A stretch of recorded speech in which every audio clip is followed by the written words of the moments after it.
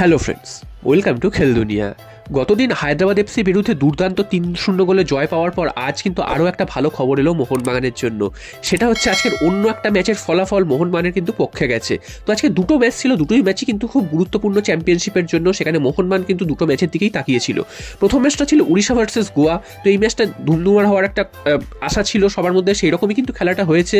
প্রথম থেকেই কিন্তু গোয়া একদম একতরফাভাবে খেলছিল এবং পরে কিন্তু উড়িষ্যা একটু ফাইট ব্যাক করেছিল বটে, তবে শেষ পর্যন্ত কিন্তু গোয়া 4-2 গোলের ব্যবধানে হারিয়ে দিয়েছে এবং গোয়া কিন্তু আস্তে আস্তে অনেকটাই উপরের দিকে উঠে আসছে। প্রথমে কিন্তু গোয়াকে দেখে এটা বোঝা যায়নি যে গোয়া এতটা ফাইট দিতে পারে, তবে তারা কিন্তু লাস্ট যদি 7-8টা ম্যাচ দেখা যায় দুর্দান্ত কিন্তু কামব্যাক করেছে এবং প্রত্যেকটা ম্যাচ তারা কিন্তু খুব ভালো খেলছে।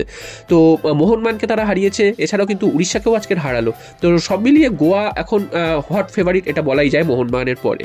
আর অন্যদিকে আরও একটা গুরুত্বপূর্ণ ম্যাচ ছিল, যেটা কিন্তু লিগের সেকেন্ড অর্থাৎ বেঙ্গালুরু এফসি নেমেছিল জামশেদপুর এফসির বিরুদ্ধে অ্যাওয়ে ম্যাচে। তো এই ম্যাচটা কিন্তু প্রথম থেকেই টানটান উত্তেজনায় চলছিল, যদিও বেঙ্গালুরু কিন্তু একের পর এক অ্যাটাক করে গেছে। প্রথম থেকে 19 মিনিটের মাথায় তারা 1-0 গোলে এগিয়ে গিয়েছিল আলবার্টো নোগেরার গোলে।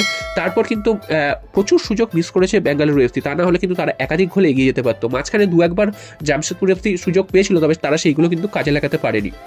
তো ম্যাচ যখন 80-85 মিনিটের দিকে প্রায় গড়িয়ে গেছে, যখন ধরেই নেওয়া হয়েছে যে বেঙ্গালুরু এফসি কিন্তু এই ম্যাচটাও জিতে যাবে এবং মোহনবাগানকে কিন্তু সমানে সমানে টক্কর দেবে, তখনই কিন্তু ছন্দ পতন ঘটে বেঙ্গালুরু এফসির এবং তারা কিন্তু প্রথম গোল হজম করে 85 মিনিট নাগাদ এবং দ্বিতীয় গোল কিন্তু তার 5 মিনিট অর্থাৎ 90 মিনিটের মাথায় দ্বিতীয় গোল হজম করে অবিশ্বাস্যভাবে গুরপ্রীত সিং সান্ধু একটা ভুল করে বসেন এবং সেই ভুল থেকে কিন্তু দুর্দান্ত একটা গোল করে চলে যান জামশেদপুর এফসির প্লেয়াররা।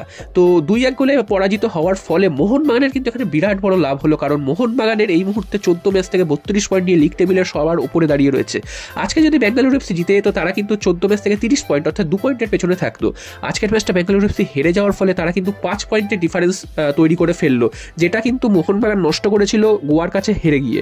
তো গোয়ার কাছে যখন হেরে গেছিল তখন কিন্তু এই যে 5 পয়েন্টের ডিফারেন্সটা এটা কিন্তু কমে 2 পয়েন্টের এসে দাঁড়িয়েছিল। আজকের আবার তারা পয়েন্ট নষ্ট করাতে কিন্তু মোহনবাগান সেই অ্যাডভান্টেজটা আবার ফিরে পেল, 5 পয়েন্টের একটা লিড তারা কিন্তু পেয়ে গেল। যদিও গোয়া কিন্তু এই মুহূর্তে রয়েছে, গোয়া একটা ম্যাচ কম খেলে অর্থাৎ 13 ম্যাচ খেলে 25 পয়েন্টে দাঁড়িয়ে রয়েছে। এর পরের ম্যাচটা যদি গোয়া জিতেও যায়, সেক্ষেত্রে তারা কিন্তু 14 ম্যাচ থেকে 28 পয়েন্টে যাবে, অর্থাৎ মোহনবাগানের সাথে তাদের পয়েন্টের ব্যবধান দাঁড়াবে 4। তো সব মিলে কিন্তু মোহনবাগান এখন একটা সুবিধাজনক জায়গায় আছে এবং মোহনবাগান যদি নিজেদের এই সেরা ছন্দটা ধরে রাখতে পারে, তাহলে মোহনবাগানকে কিন্তু আটকাতে কেউ পারবে না।